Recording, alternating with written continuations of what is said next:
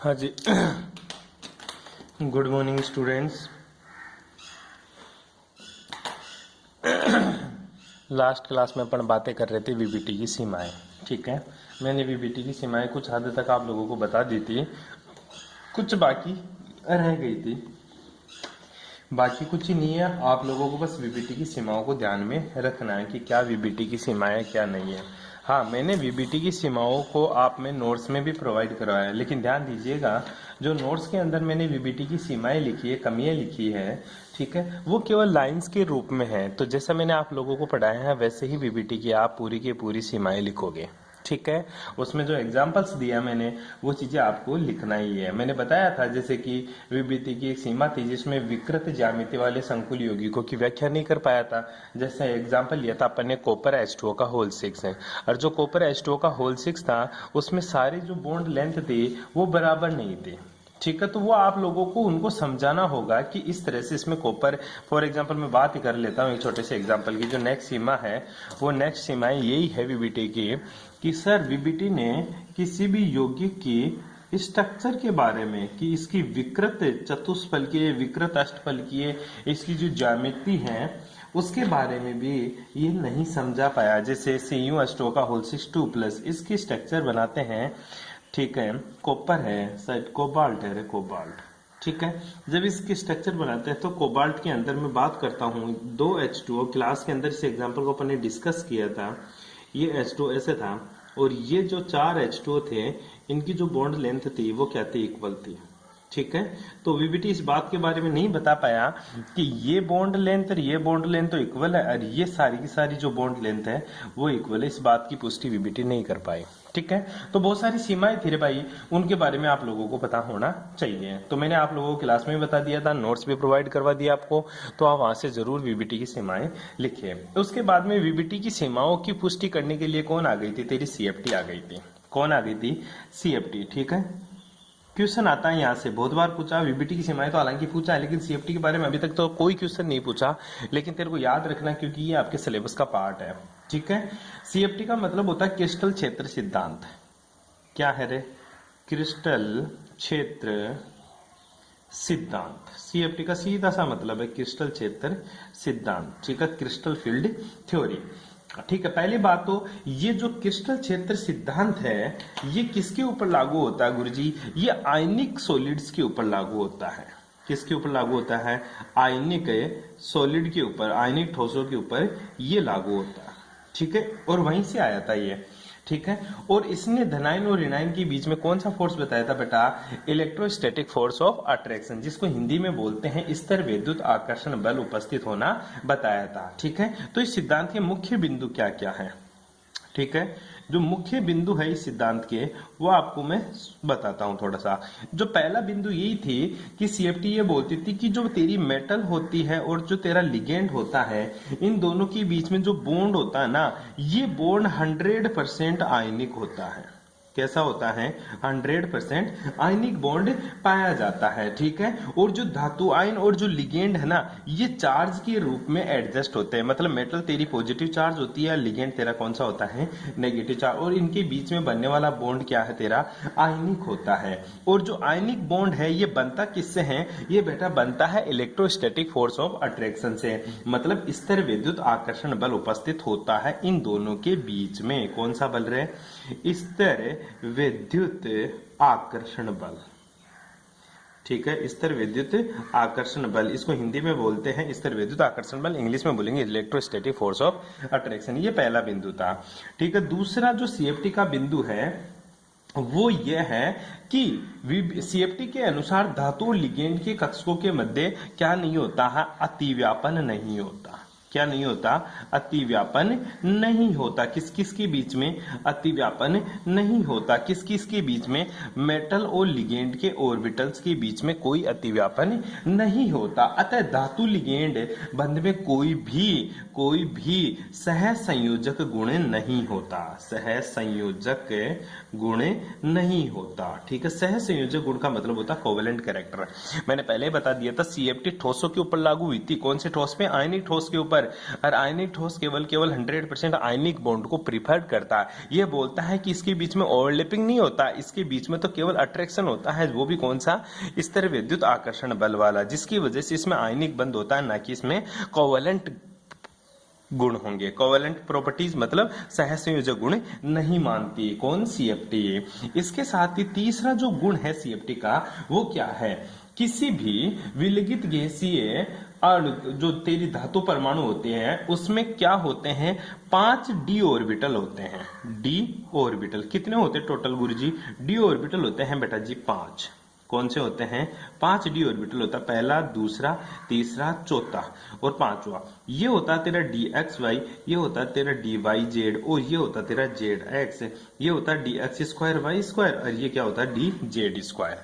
तो VBT CFT क्या बोलती है कि जब तक कोई भी मेरा गैसीय धातु परमाणु विलगित अवस्था में है, कि कौन सी अवस्था में बेटा, विलगित अवस्था में। विलगित अवस्था का मतलब होता है वो किसी के साथ लगित नहीं है, विलगित मतलब किसी के साथ जुड़ा हुआ नहीं है, मतलब स्वतंत्र है। तो इन पांचों कक्षकों की ऊर्जाएं क्या होती है, समान होती है। ठीक है, आई बात समझ में। लेकिन जैसे ही इस मेटल के कांटेक्ट में, इस धातु आयन के कांटेक्ट में कोई लिगेंड आता है तो इस डी कक्षक में क्या हो जाती है, स्प्लिटिंग हो जाती है। क्या हो जाती है, स्प्लिटिंग, हिंदी में बोलते हैं विपाटन हो जाता है। डी कक्षक जैसे ही, किंतु जैसे ही मेटल के कांटेक्ट में कोई लिगेंड आता है तो लिगेंड आने की वजह से इन जो समान ऊर्जा के कक्षक थे इनमें क्या हो जाता है बेटा, विपाटन हो जाता है। क्या हो जाता है, विपाटन हो जाता है और ये अलग अलग ऊर्जा के कक्षकों में बट जाते हैं। जैसे टेट्राहेड्रल के अंदर बात करते थे, ऑक्टाहेड्रल के अंदर बात करते होते ऊपर 3 और नीचे 2, किसके अंदर, टेट्राहेड्रल के लिए, कोऑर्डिनेशन नंबर 4 के लिए। तो ये विपाटन हो जाता है, इसी को क्रिस्टल क्षेत्र विपाटन बोलते हैं। क्या बोलेंगे इसको, क्रिस्टल क्षेत्र विपाटन बोलते हैं। दोबारा समझे, देखे कोई भी धातु आयन विलगित अवस्था में रहती है तो उसके डी कक्षकों की ऊर्जाएं समान होती हैं, परंतु जब मेटल के कांटेक्ट में कोई लिगेंड आता है तो डी कक्षकों का विपाटन हो जाता है और वो अलग अलग ऊर्जा के कक्षकों में बट जाते हैं। बैठी बात समझ में, इसी चीज को क्रिस्टल क्षेत्र विपाटन कहते हैं। बैठ गई बात समझ में। चौथा जो पॉइंट है भाई जी इसका, ठीक है, वो चौथा पॉइंट क्या है, चौथा पॉइंट यही है कि गुरुजी डी कक्षकों का विपाटन तो हो जाता है, लेकिन ये जो विपाटन होता है ये क्यों होता है, मैंने तेरे को अच्छे से समझा के गया था कि डी कक्षकों का विपाटन इसलिए होता है, ये विपाटन होने का राज है प्रतिकर्षण और आकर्षण। कौन सा है, प्रतिकर्षण और गुरुजी आकर्षण। ठीक है, प्रतिकर्षण की वजह से तो ऊर्जा क्या हो जाती है, उच्च हो जाती है। ठीक है, और आकर्षण की वजह से क्या ऊर्जा क्या हो जाती है, निम्न ऊर्जा हो जाती है। तो सिंपल सी बात होती है गुरुजी, लिगेंड धातु के जिस ऑर्बिटल की सीध में आता है उस ऑर्बिटल में उपस्थित इलेक्ट्रॉन और लिगेंड के इलेक्ट्रॉनों के बीच में प्रतिकर्षण होता है, जिसकी वजह से आधे डी कक्षक मतलब जिनके सामने लिगेंड आ रहा है वो डी कक्षक तो क्या हो जाते हैं गुरुजी, ऊपर की तरफ चले जाते हैं, और जिनके तरफ नहीं आता वो डी कक्षक कहाँ आ जाते हैं बेटा, नीचे की तरफ आ जाते हैं। और दोनों के बीच का जो डिफरेंस होता है, दोनों के बीच का जो एनर्जी डिफरेंस है टोटल, वो कितना डी पाई होता है, वो 10 DQ होता है। ठीक है, दोनों की एनर्जी का जो डिफरेंस होता है टोटल वो 10 DQ होता है। इस तरह से 13 डी कक्षकों का विपाटन CFT के द्वारा बताया जाता है। पांचवी बात देख, इसका पांचवा जो पॉइंट है बेटा वो क्या है, इन कक्षकों में इलेक्ट्रॉन का जो पुनर्वितरण है वो हुन्स के नियम का अनुसार होता है। इलेक्ट्रॉन्स का वितरण, सीधी सी बात है गुरुजी, इलेक्ट्रॉन सबसे पहले वहां जाएगा जहां पर एनर्जी कम होती है। अगर इलेक्ट्रॉन भरना है इसके अंदर तो सबसे पहले नीचे वाले में भरेंगे, उसके बाद में कहां भरेंगे, ऊपर वाले में भरेंगे। और हुन्स यही बोलता है कि सर एक एक इलेक्ट्रॉन जब तक फिल नहीं हो जाता तब तक अपन पेयरिंग नहीं करवाएंगे। बैठ गई बात समझ में, ये किसने बताया था, तेरा हुन्स के नियमानुसार अपन को इलेक्ट्रॉन फिल करना होता है। बैठ गई बात समझ में। इसके साथ पांचवी पॉइंट के बाद में छठा पॉइंट क्या था, छठा, हाँ तो यहां लिख लेना हुन्स के नियमानुसार। ठीक है, हुन्स के नियमानुसार इलेक्ट्रॉन का वितरण, इलेक्ट्रॉन्स का वितरण। होना चाहिए। ठीक है, छठी बात क्या है, जो क्रिस्टल क्षेत्र विपाटन में डी कक्षकों की ऊर्जा में जो कमी और जो वृद्धि होती है ना, वो गुरुजी एक समान होती है। एक समान होती है मतलब है जितना ऊपर जाएगा ना उतना ही कहा जाएगा, नीचे आएगा। मतलब ऊर्जा का जो वितरण है, ऊर्जा का वितरण, ठीक है, ऊर्जा का गुरुजी वितरण एक समान रहता है। क्या रहता है? एक समान रहता है। ये किसने बताया था? तेरा सीएफटी ने। मतलब अगर डी कक्षक है, ये मेरे डी ऑर्बिटल्स है, तो इनमें से जितना ऊपर जाएगा, 3 कक्षक ऊपर गए, 2 नीचे गए, तो जितना ऊपर गया उतना ही ये नीचे जाएगा। टोटल एनर्जी हमेशा क्या रहती है गुरुजी? कंजर्व रहेगी। जितना ऊपर जाएगा उतना ही कहा जाएगा गुरुजी ये नीचे जाएगा। बैठ गई बात समझ में? आगे देख, लिगेंड की प्रबलता का 5वां 6वां पॉइंट हो गया तेरा। 7वां पॉइंट में तेरे को यहाँ पे बताता हूं एक बार के लिए। 7 का जो पॉइंट है वो पॉइंट ये कि गुरुजी लिगेंड होता है ना, लिगेंड, उसके लिए क्रिस्टल क्षेत्र विपाटन का मान अधिक होता है, तो वो क्या होगा? तेरा प्रबल लिगेंड होगा। और जिसके लिए क्रिस्टल क्षेत्र विपाटन का मान कम होगा वो क्या होगा? मेरा दुर्बल लिगेंड होगा। तो सीएफटी की सबसे इंपॉर्टेंट बात यही थी कि सीएफटी ने क्रिस्टल क्षेत्र विपाटन के आधार पर लिगेंड को डिसाइड किया कि जिसका क्रिस्टल क्षेत्र विपाटन अधिक होगा, क्या रे बेटा? जिसका क्रिस्टल क्षेत्र विपाटन, क्रिस्टल क्षेत्र विपाटन, ठीक है, अधिक होगा। क्या होगा? अधिक होगा। वो क्या होगा? वो मेरा स्ट्रॉन्ग फील्ड लिगेंड होगा।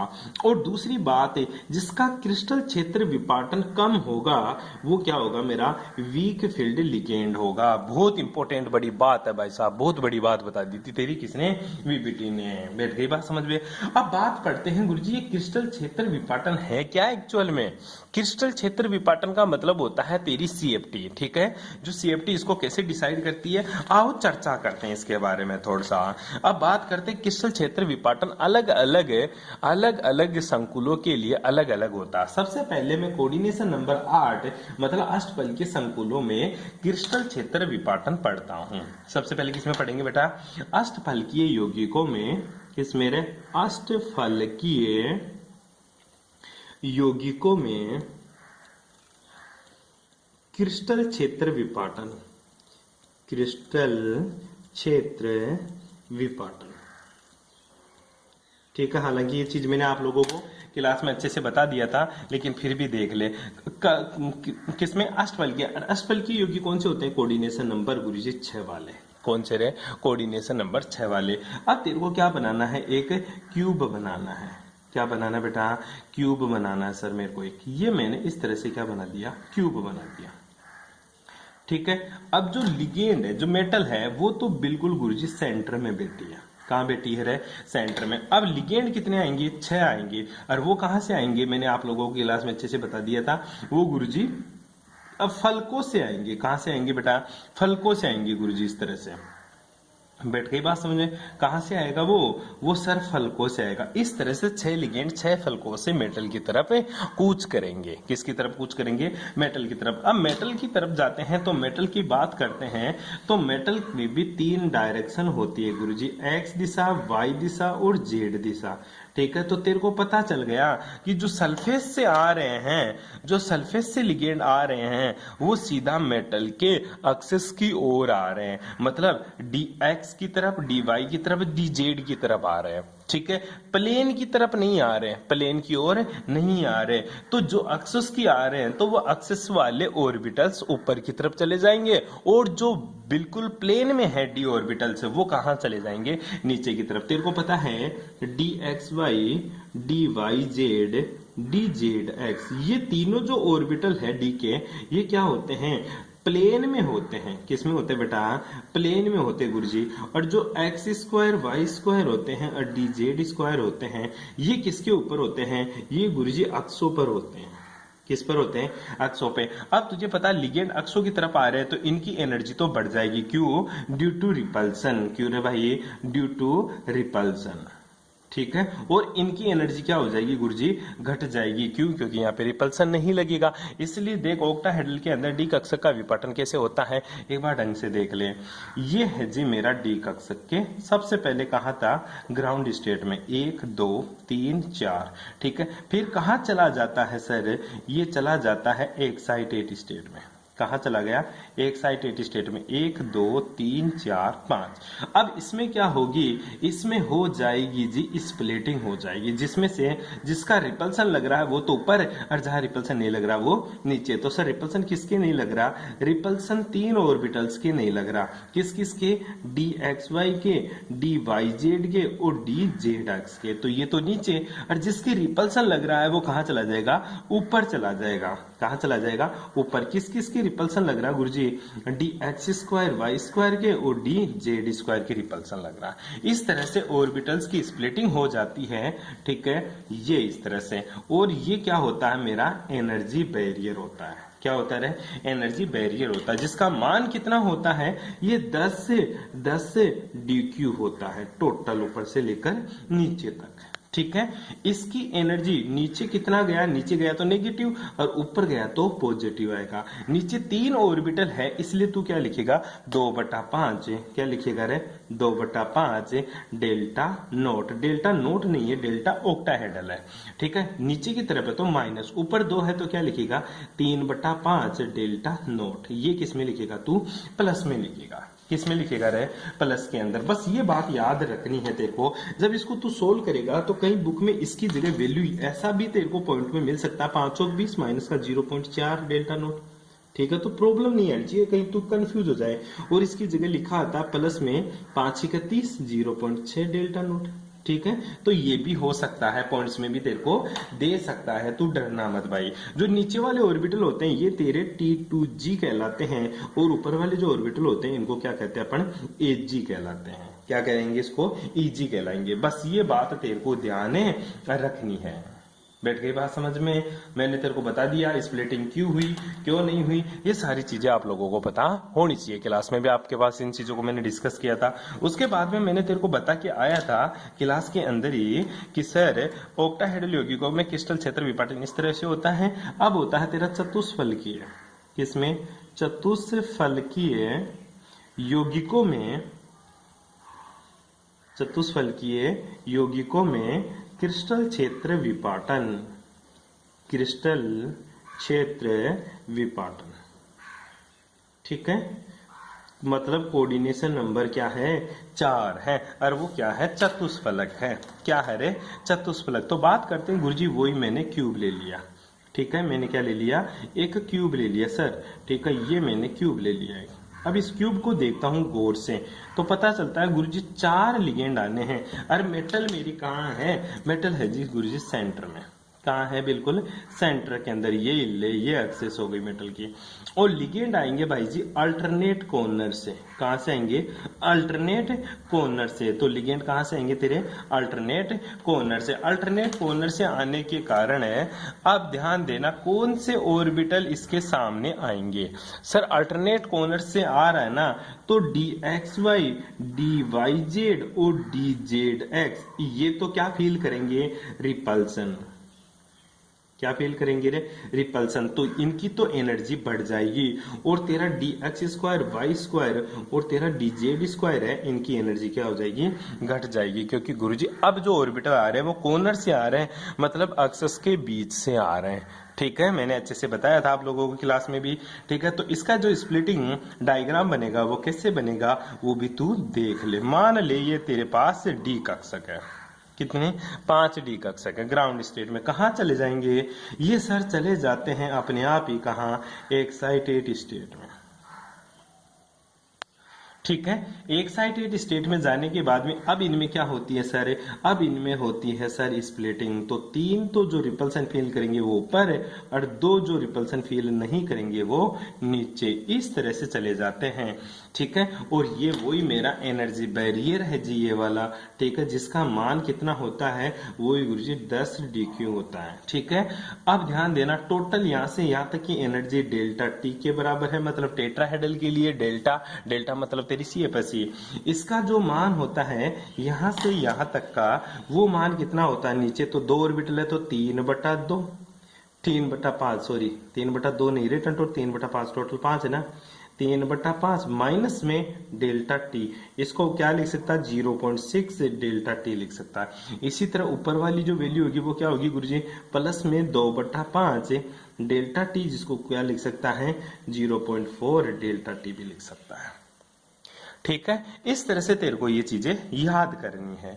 टोटल ऐड कर ले, 10 ड्यूकी के बराबर आंसर होना चाहिए जी अपना। अब बात आती है नीचे वाला जो ऑर्बिटल होता है इसको क्या बोलेंगे? इसको अपन ई बोलते हैं और ऊपर वाले को T2 बोलते हैं। अच्छा गुरुजी जी नहीं लगाएंगे, ध्यान रखना, चतुष्फल के यौगिकों में जी नहीं लगता। किस में नहीं लगता? चतुष्फल के यौगिकों में जी नहीं लगता। क्यों? क्योंकि जी का मतलब होता है जीरेड। क्या मतलब होता है तेरा? क्योंकि सर जी का मतलब क्या होता है? जीरेड। ठीक है, जीरेड का मतलब क्या होता है? जीरेड का सीधा सा मतलब होता है सम्मित। ठीक है, सम्मिति। तो तेरा ओक्टाहेड्रल जो यौगिक होते हैं ना, ये सारे के सारे सम्मिति होते हैं, मतलब सम्मित होते हैं। और जो टेट्राहेड्रल होते हैं वो तेरा क्या होते हैं? असम्मित होता है। और सम्मित के लिए जी यूज करते हैं, असम्मित के लिए जी यूज नहीं करते। बस ये बात आप लोगों को ध्यान में रखनी है। इसका स्प्लिटिंग डायग्राम इस हिसाब से आप लोगों को बनाना है। थ्योरी मैंने आपको नोट्स में अच्छे से प्रोवाइड करवा रखी है, थ्योरी एज इट इज आप लिख देना भाई। कर लोगे यहां तक है? ठीक है, क्वेश्चन ये भी पूछ लेता, अष्टफलकीय व चतुष्फलकीय संकुलों के क्रिस्टल क्षेत्र विपाटन में अंतर स्पष्ट करो। अंतर स्पष्ट करने के लिए बोले तो दोनों का डायग्राम बनाना है और जी के बारे में बताना है। इसमें जी लगता है, इसमें जी नहीं लगता। क्यों? जी सर मेरा सम्मिति को बताता है और जी नहीं लगेगा तो वो क्या होगा? असम्मित। अर्थात कोऑर्डिनेशन नंबर 4 का जो कंपाउंड होगा वो मेरा असम्मित होगा और कोऑर्डिनेशन नंबर 8 का जो कंपाउंड होगा वो मेरा क्या होगा? सम्मित होगा।